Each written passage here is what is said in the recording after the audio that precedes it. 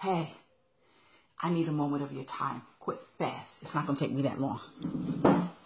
Sometimes when I wake up in the morning, with books in my head. And this morning I woke up with The Giving Tree by Shel Silverstein. It's one of my favorite stories. And it's a story about a little boy that found favor with a tree. And this tree loved this little boy. And the little boy would go to the tree and he would say, "Let's play." And the tree would sway. And the tree would let the leaves come down. And he would pick the leaves up and he would make a lion's mane. And when the boy got hungry, he dropped apples. And the little boy would pick up the apples. And he would eat the apples. And then when he got tired, he said to the tree, "I'm tired too." And the tree said, "Well, lean on me, and I'm going to give you rest. And my shade is going to block the sun." And so the little boy said, "Hey, I'm hungry again." So the tree dropped down apples and he picked up the apples and he ate it.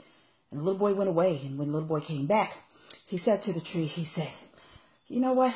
I don't want to play. I want to make some money and I'm older now." And so the tree said, "Okay, well, pick up my apples, gather them and go sell them and that'll give you money."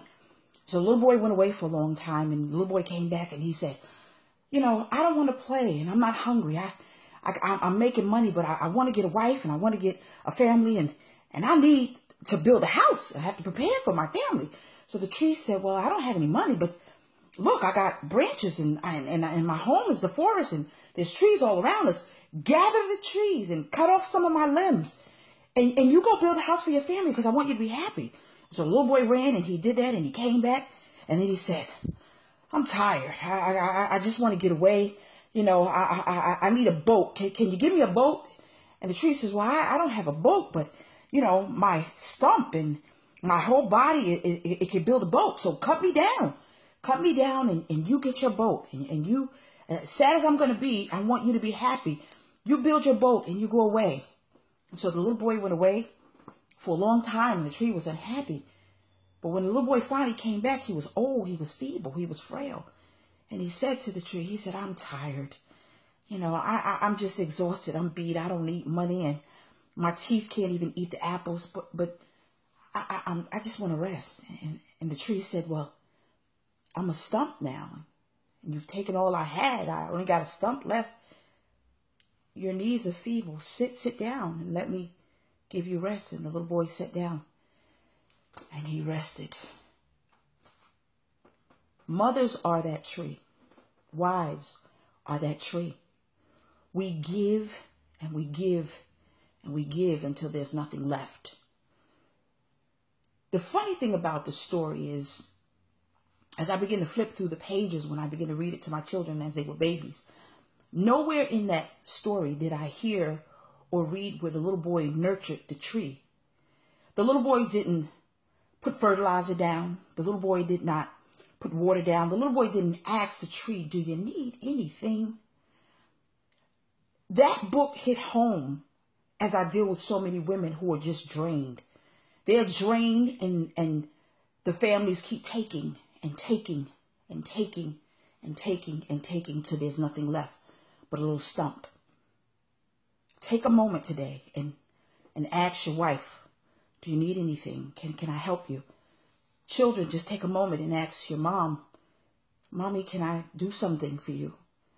Because the worst thing you could do is just keep taking and taking and taking and not replenishing. The wonderful thing about life is as we become adults, we realize that love is recyclable. You put love in and you get love out.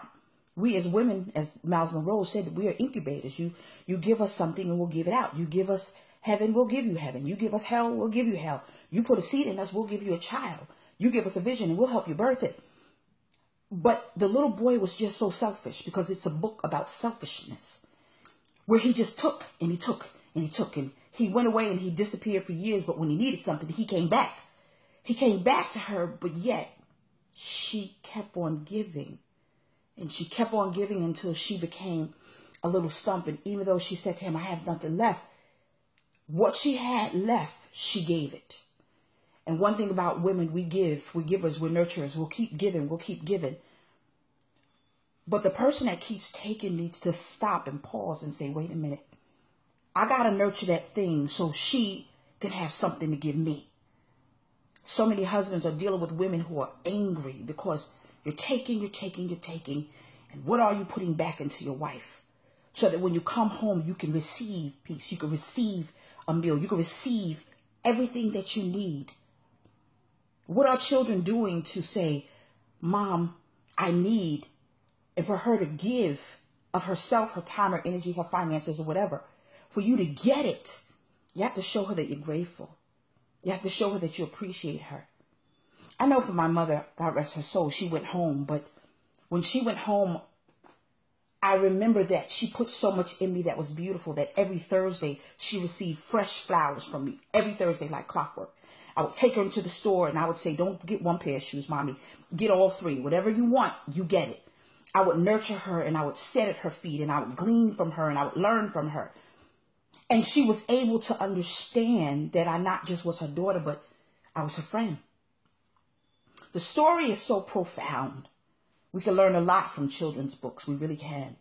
Because it teaches character. It's a character building process that you put in a child and hopefully it'll stick. But we are the giving trees, women. We give, and we give.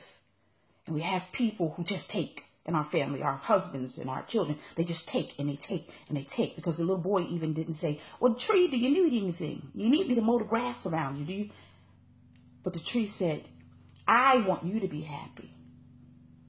Do you realize how strong it is for women to sacrifice themselves? I was speaking to a girlfriend the other day, and I'm going to let you go. And she said that she watched her mother feed everybody, but she never ate. She watched her mother do things, but she didn't do. Because Mommy had counted the pennies to make sure that they ate. And even though she sacrificed it because she didn't have. I remember even as a little girl, I shared this story, and my mother could not afford all of us to have McDonald's at the same time because even though my father worked and he made good money, there were times when she had to budget. And one time she took us to McDonald's on Fulton Street and she bought one Big Mac and she had 4 children. And she cut the Big Mac in 4s and got a large fry and she gave us a little bit of the French fries, a large soda, and poured us a little bit. And since we were children and babies, that was enough. And she would sit back and she would just watch us eat and she would smile because she was giving us something. One thing about women, we give because it makes us happy. But we're not to be taken for granted because we do that, because God has given us that ability. Understand the story of Adam and Eve. Adam had, Eve received. And so if you're a husband, please understand that your job is to replenish your wife. If you're a mother, your children's job is to replenish you. Don't wait for your birthday, holiday, Christmas. No. That's fine. But get a replenishment day. And tell your children, even if they're small, they don't know. Today, you're going to do the dishes. Today, Mommy needs a break. Today, we're going to give you a coupon. And that coupon is to rub Mommy's back. Because sometimes children don't know. But when children get older, don't allow them to drain you dry. Don't allow your husband, hopefully if he's smart, he'll get this message and say, it's time for me to replenish my wife. The Giving Tree is a wonderful story. I admonish you all to get it if you've never heard the story. And if you've heard the story, apply it. I admonish couples to get it and read it to each other. That's what I would do if I was counseling couples. Read The Giving Tree to each other. So that you won't be selfish and you'll realize that your husband or your wife needs replenishment. Women specifically. We need to be replenished. And it's not about sex. Sex is a wonderful thing. You're married, have lots of it. However, when your wife is tired, she won't even tell you because she doesn't want to rattle your feathers. But be man enough to realize it is my job to replenish her. Baby, what you need me to do? Stop by a mall, pick up flowers, get her a card. Tell her every day, thank you. Speak life into her. That makes her feel good. Believe it or not, she's waiting for you, attaboy. She's waiting for it. Pray over her. Get her favorite meal or her favorite cupcake or cookie. When I was married, I remember that I was married before I married Calvin. But I would do something. I would take Hershey Kisses and I would sit them on the seat of my husband at the time. He didn't appreciate it, and that's why we divorced. Oh. However, it is very imperative that you not take your spouse for granted because he and she are together as a unit, and the wife is that giving tree.